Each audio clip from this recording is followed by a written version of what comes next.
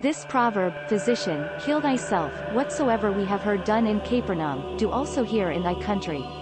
And he said, Verily I say unto you, no prophet is accepted in his own country. But I tell you of a truth, many widows were in Israel in the days of Elias, when the heaven was shut up 3 years and 6 months, when great famine was throughout all the land, but unto none of them was Elias sent, save unto Sarepta, of Sidon, unto a woman a widow. And many lepers were in Israel in the time of Eliseus the prophet, and none of them was cleansed, saving Naaman the Syrian. And all they in the synagogue, when they heard these things, were filled with wrath, and rose up, and thrust him out of the city, and led him unto the brow of the hill whereon their city was built, that they might cast him down headlong. But he passing through the midst of them went his way, and came down to Capernaum, a city of Galilee, and taught them on the Sabbath days. And they were astonished at his doctrine, for his word was with power. And in the synagogue there was a man, which had a spirit of an unclean devil, and cried out with a loud voice, saying, Let alone, what have we to do with thee, Jesus of Nazareth? Art thou come to destroy us?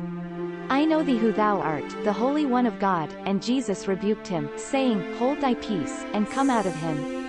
And when the devil had thrown him in the midst, he came out of him, and hurt him not. And they were all amazed, and spake among themselves, saying, What a word this, for with authority and power he commandeth the unclean spirits, and they come out. And the fame of him went out into every place of the country round about. And he arose out of the synagogue, and entered into Simon's house. And Simon's wife's mother was taken with a great fever, and they besought him for her. And he stood over her, and rebuked the fever, and it left her, and immediately she arose and ministered unto them. Now when the sun was setting, all they that had any sick with divers diseases brought them unto him, and he laid his hands on every one of them, and healed them.